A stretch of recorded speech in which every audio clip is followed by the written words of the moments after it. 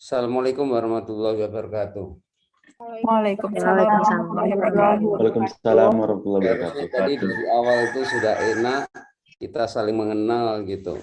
Karena Bapak Ibu kan belum banyak yang mengenal saya kan. Dan saya prinsipnya itu sesuai dengan schedule. Karena saya juga pernah ngikuti begini-begini ini. Enggak bisa disepelekan, mentang-mentang dia sibuk, disepelekan, enggak bisa itu. Ya. Jadi kalau enggak mengikuti sama sekali kan bagaimana bisa tahu itu. Apapun gelarnya, apapun jabatannya. Mau mengikuti itu harus mengikuti. Harusnya ya kalau betul-betul mau mengikuti ya mau praktek ya tutup dulu. Nggak praktek lah di jam-jam pelatihan. Seolah-olah kan ini hanya daftar aja bisa. Nah, itu yang nggak boleh. Hari ini ada 2 topik kan, desain pembelajaran 1, terus menyusun RPS dan SAP. Nah, 2. Saya harapkan dalam pelatihan ini saya menjelaskan, tapi kalau ada hal yang kurang dimengerti, langsung saja ditanyakan, jangan menunggu sampai waktu bertanya saya buka. Ya, itu sistem yang dengan saya. Oke, saya akan share.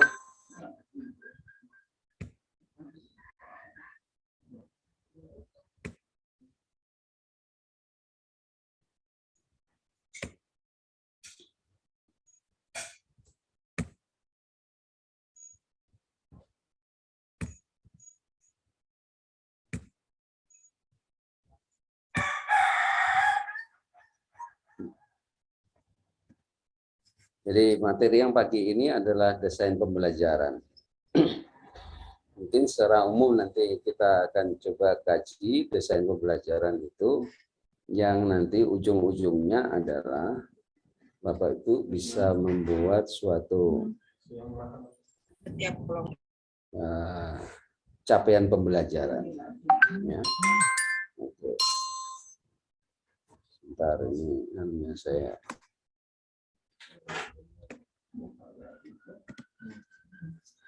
Capaian pembelajaran dari topik ini adalah secara umum Bapak Ibu itu nanti dapat membuat desain pembelajaran untuk mata kuliah yang dibina. Nah, untuk sementara ini hendaknya Ibu Bapak sudah bisa menentukan mata kuliah apa yang akan dijadikan contoh untuk membuat tugas-tugas. Kalau Bapak Ibu mengampu lebih dari 1 mata kuliah, ambil 1 saja yang paling dikuasai,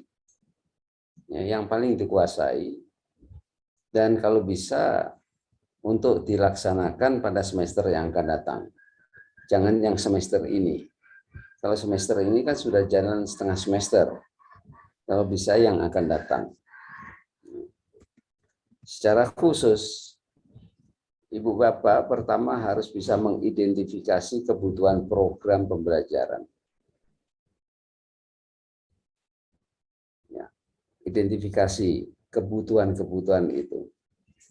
Jadi untuk sementara ini sudah diubah pola pikir kita yang semula dari materi, sekarang dari capaian pembelajaran.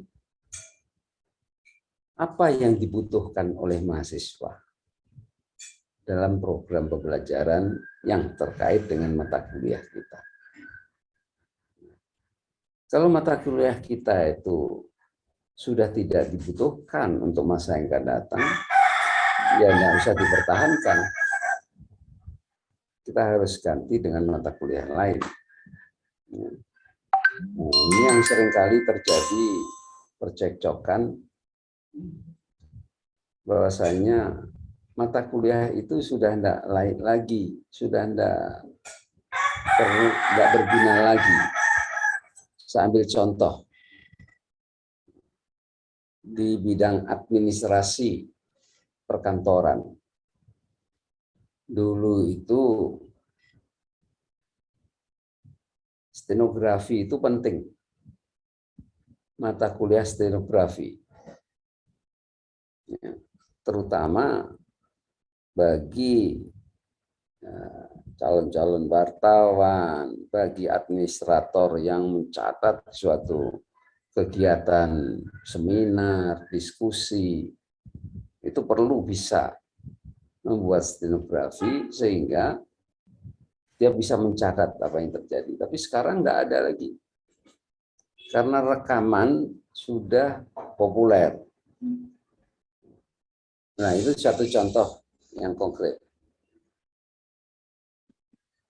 Yang kedua, Bapak Ibu harusnya bisa menyusun capaian pembelajaran. Capaian pembelajaran itu nanti ada yang umum, ada yang khusus. Yang umum terkait dengan mata kuliah yang Bapak Ibu ampu.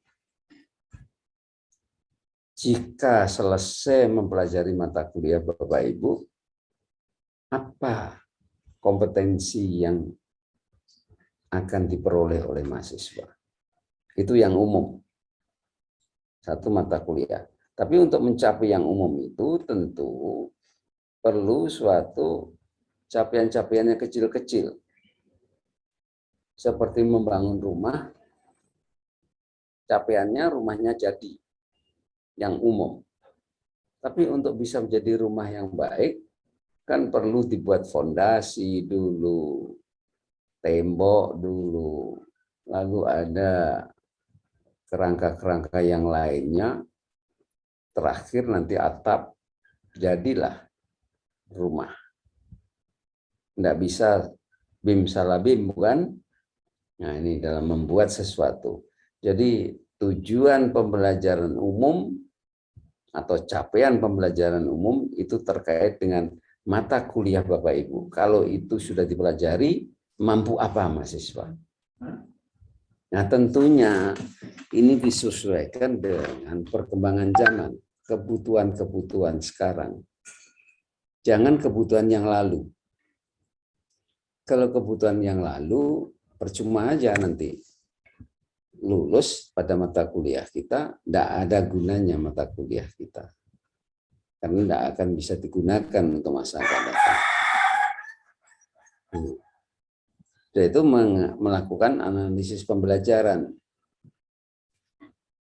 Nah, ini nanti akan kita bahas sebagai suatu sistem. Apa saja yang harus kita analisis di sini. Dan menjelaskan strategi pembelajaran. Ya, ini terkait dengan nanti metodologi. Kegiatan pembelajaran itu ada 3 tahap prinsipnya. Pertama, pengembangan pembelajaran. Nah, itu yang Bapak Ibu harus pikirkan di awal-awal perkuliahan. Lalu pada saat berjalannya semester, pelaksanaan kegiatan pembelajaran, lalu di akhir ada evaluasi pembelajaran. Kan ada topik evaluasi pembelajaran, ya, berbeda dengan evaluasi hasil belajar. Proses pembelajaran yang di sini, pelaksanaan kegiatan pembelajaran itu, kita evaluasi juga. Mungkin mahasiswanya yang tidak serius. Nah, kenapa bisa begitu? Nah, itu macam-macam. Ya, sebabnya bisa terjadi materinya itu terlalu tinggi sehingga tidak mampu, akhirnya mahasiswa lalai. Atau sebaliknya, materinya terlalu rendah sehingga dia udah menguasai, akhirnya acuh tak acuh aja di dalam kelas. Nah, yang celakanya kalau mengganggu kawannya yang belum tahu. Nah, 2 kejadian ini terjadi pada saat Dirjen dulu, yang mantan rektor ITB, mau membuat aturan bahwasanya S1 itu harus selesai 5 tahun. Jika tidak, maka di DO otomatis oleh pusat. Otomatis oleh pusat. Nah, sekarang ini kan kalau melebihi batas, sudah otomatis di DO, sehingga tidak akan keluar ijazahnya, nomor ijazah.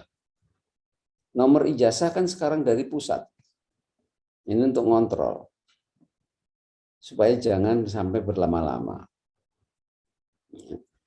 Nah, waktu itu saya kurang sependapat. Akhirnya saya coba protes, mengingat di mana yang dipikirkan beliau basicnya dari ITB. Padahal perguruan tinggi negeri, terutama yang di luar Jawa, tentunya standarnya tidak setinggi ITB. Kalau membuat standar yang tinggi, tentu yang rendah kelabakan itu. Lalu saya kurang setuju. Lalu beliau mengatakan, jangan sangka bahasanya ngajar di ITB itu gampang. Saya sudah rencanakan dengan sebaik mungkin dalam pengembangan pembelajaran, saya laksanakan dengan baik-baik juga. Ada juga mahasiswa kami yang main game. Setelah saya tanya, kenapa main game? Jawabannya, saya sudah tahu tentang yang Bapak terangkan. Untuk apa saya mendengarkan Bapak? Lebih baik saya refreshing. Itu jawaban mahasiswa ITB. Lalu saya bilang pula, saya juga merencanakan dengan baik, Pak, dalam pembelajaran itu. Saya laksanakan. Mahasiswa saya juga main game, main HP. Saya tanya, kenapa begitu? Perilakunya sama, alasannya yang berbeda. Kalau mahasiswa saya, yang Bapak jelaskan tidak ngerti saya. Daripada pusing saya main game-nya. Nah, begitu berbeda, bukan? Karena standarnya berbeda. Kalau anak-anak yang lulus masuk ITB, masuk UI, IPB, UGM, Unhas, ITS, Diponegoro, UGM, itu standar kelulusan waktu tes, masih ada tes, itu adalah 120 ke atas. Yang kita di luar Jawa, kecuali Unhas, itu 80 ke atas. Nah, kan berbeda. 120 dengan 80. Nah, kondisi inilah yang tidak bisa disamakan. Nah, kondisi Bapak Ibu tentu berbeda antar perguruan tinggi. Ada yang dari negeri, UNP, ada yang dari lainnya ini. Saya lihat. Ya, tentunya berbeda.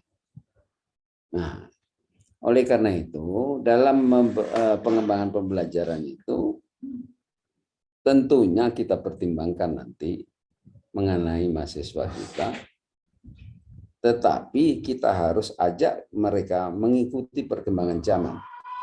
Jangan sampai kalau tertinggal ya mudah tinggalkan saja. Nah, ini yang nggak boleh. Jadi evaluasi pembelajaran adalah yang dievaluasi pelaksanaan kegiatan pembelajaran. Ya, bukan evaluasi hasil belajar, berbeda ya. Nah, dalam model pengembangan, nah sistemnya seperti ini. Jadi pertama, Bapak Ibu itu harus bisa mengidentifikasi kebutuhan instruksional. Instruksional itu terjemahannya tadi pembelajaran. Dan menulis capaian pembelajaran umum. Ini yang terkait dengan mata kuliah kita. Umum. Capaian pembelajaran umum. Ya, seperti tadi sudah saya katakan, Kalau mata kuliah ini sudah selesai dipelajari, mahasiswa mampu apa? Dan sifatnya itu harus bisa kita observasi. Jadi jangan pakai kata kerja yang tidak operasional. Contohnya, mengerti, memahami, mengetahui, itu 3 kata yang dulu sering dipakai. Sekarang usahakan ketiga-tiganya ini hilangkan dari pemikiran Bapak Ibu dalam merumuskan capaian pembelajaran.